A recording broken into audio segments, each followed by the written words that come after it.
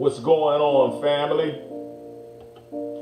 I am your gracious host, Dr. Juice, coming at you with a quick take today here at Urban Matter Live Chat. We're going to be chopping up real quick just a few fundamentals, family,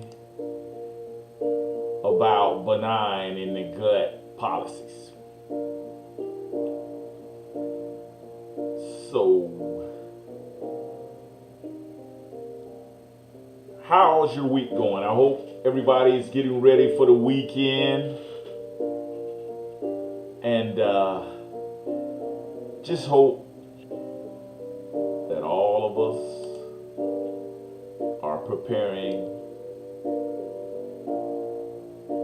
for this war briefing today here at Urban Matter Live Chat. Family, just want to come real quick while we got these tunes in the background jamming us out.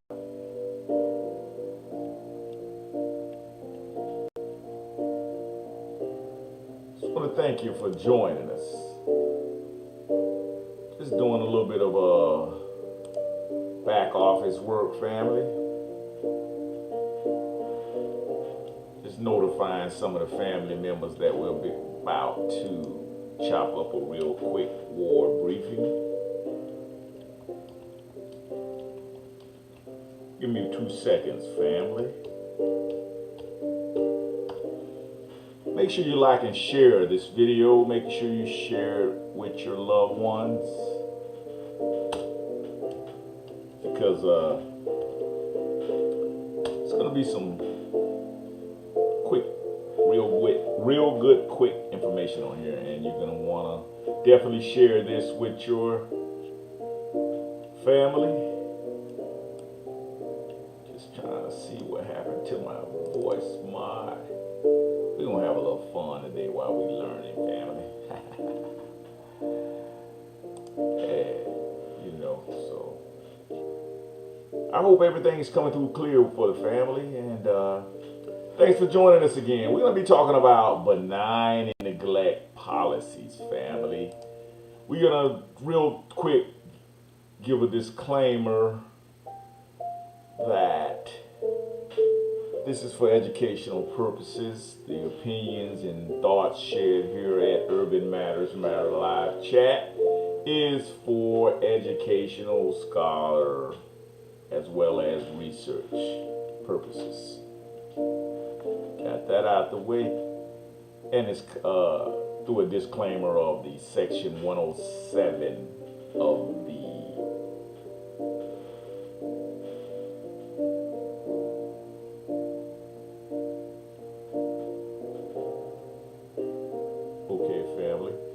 So let's see right here. Let's go to our screen real quick. We have benign neglect. The concept of benign neglect was coined by the late Senator Daniel Patrick Moynihan in January 1970, a memo to the President Richard Nixon. And while he served as the latter's urban affairs counselor, basically on the Urban Affairs Committee, we know when we hear the word urban, who are we referring to? Okay, which leaked to the press in March of that same year. The time may have come.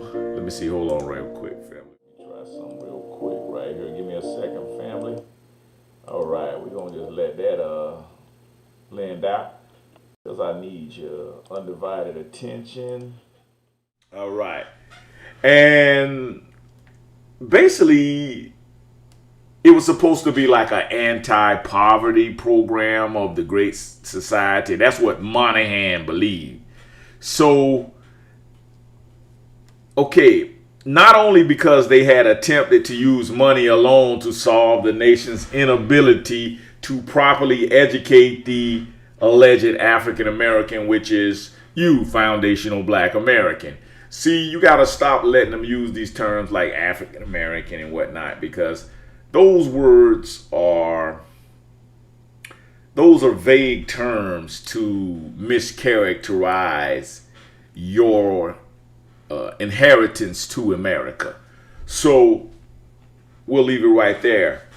The poor, but also because they did not raise issues in reference to the viability of integration as a solution to the U.S. racial problems.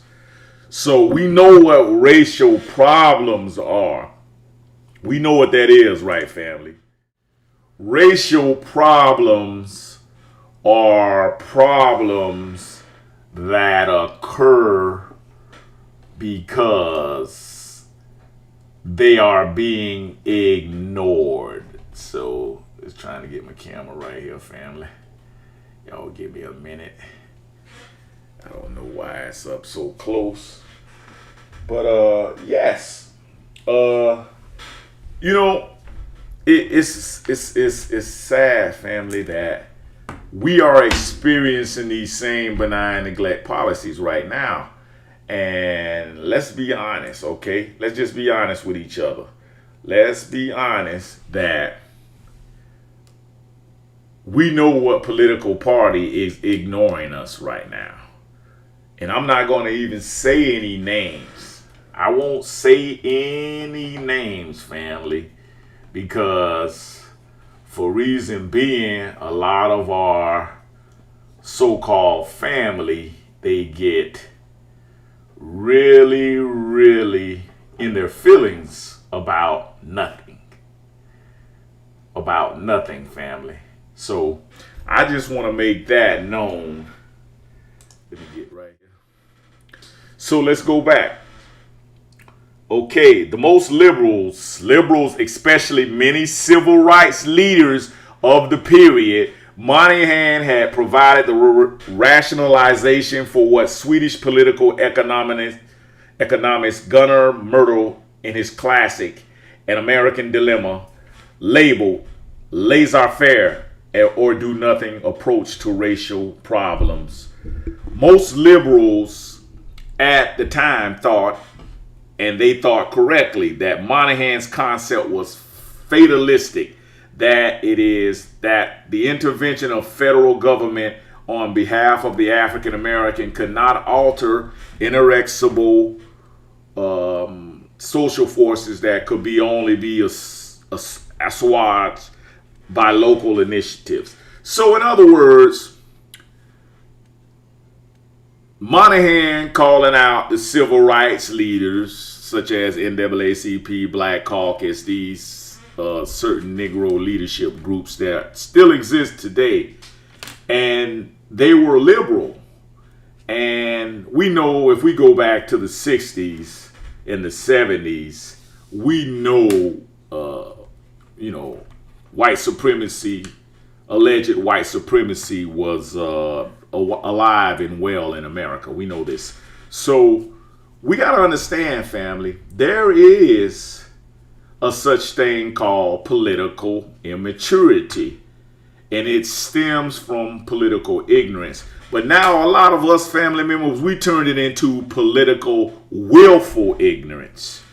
And that is very dangerous. So I'm coming at you right quick with this war briefing today, let you know that, listen, this is an American dilemma. It was in 1944. It's going to be in 2004. It was in 2014. And in 2024, it's going to still be a dilemma, because the simple fact is benign neglect policies are policies that go ignored by our so-called representatives of the Congress, and they pretty much, play back and forth games pointing the finger at each other. The left points the finger at the right points the finger at the left, and then guess what?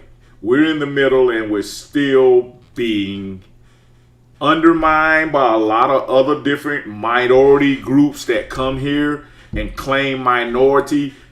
Minority is another term that you should not so much use, because minority is a very, very vague term, and that term is very dangerous when it comes to you and other groups sharing resources. So remember that, family. You gotta have the poor can't help the poor. I'm sorry. It just cannot happen. And I'm trying to be, as sensitive as I can be about this situation, because these are the type of common sense, knowledgeable issues that we as foundational Black Americans, we should already know this. So we have to stop allowing people to fight our battles. We must fight our own battles. We cannot depend on a Joe Biden. We cannot depend on a Trump. We cannot depend on a Nancy Pelosi. None of these folks have anything in common with you. I heard one of my constituents that I know growing up, and he said that he voted his own interest when he voted for the liberals this past election. And me personally, family, I'm just be honest with you, I didn't vote because I knew that you would vote for someone and you would start feeling accountable for your vote, and you see that you made a mistake. And I didn't want that guilt. I didn't want to have to burden that guilt.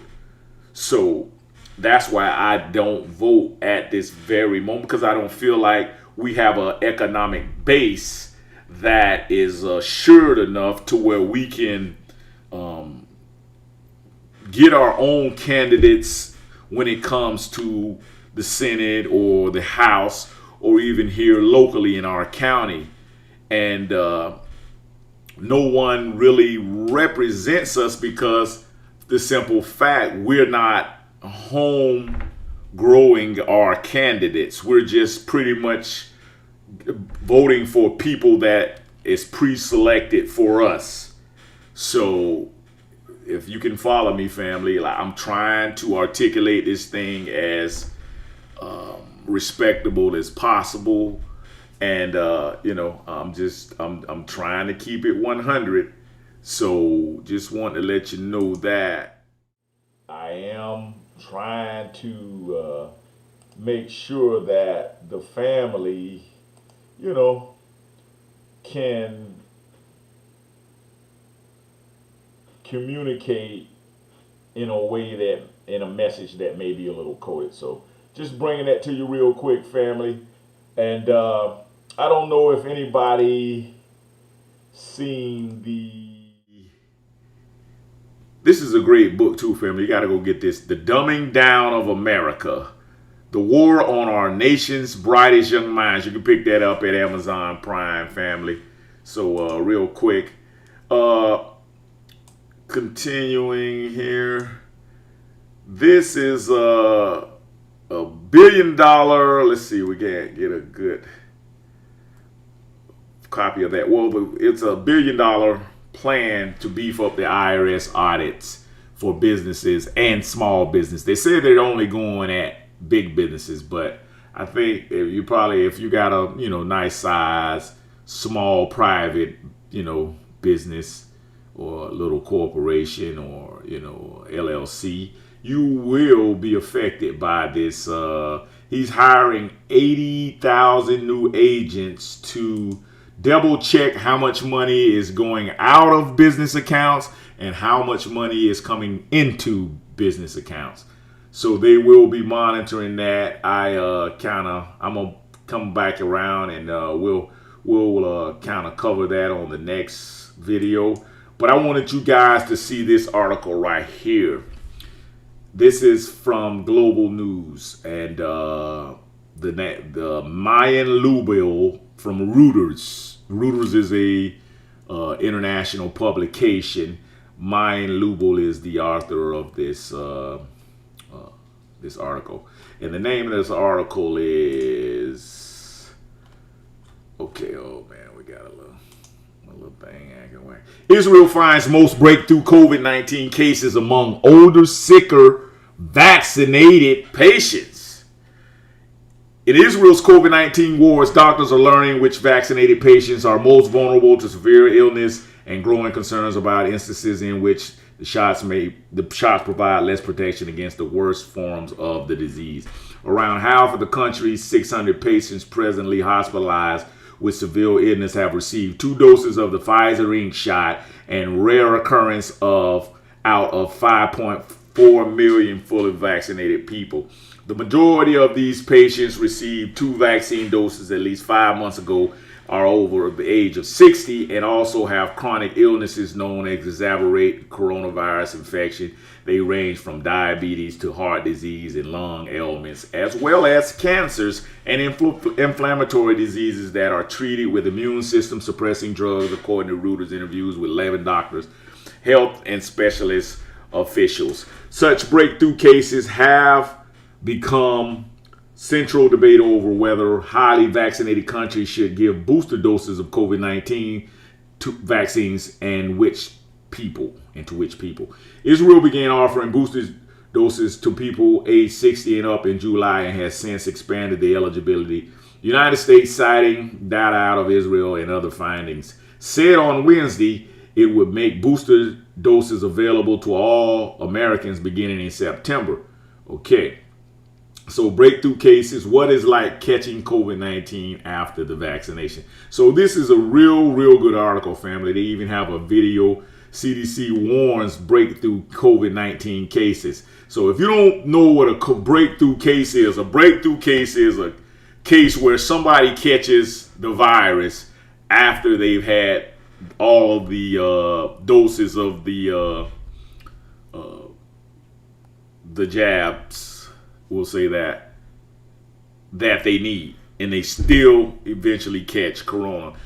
Because I think what it is, family, they're not properly testing different patients with different ailments, different illnesses, different sicknesses, different situations.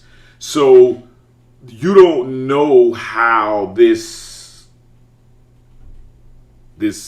toxin you're putting into your body, you don't know how it's going to respond when it comes to your situation of your health level.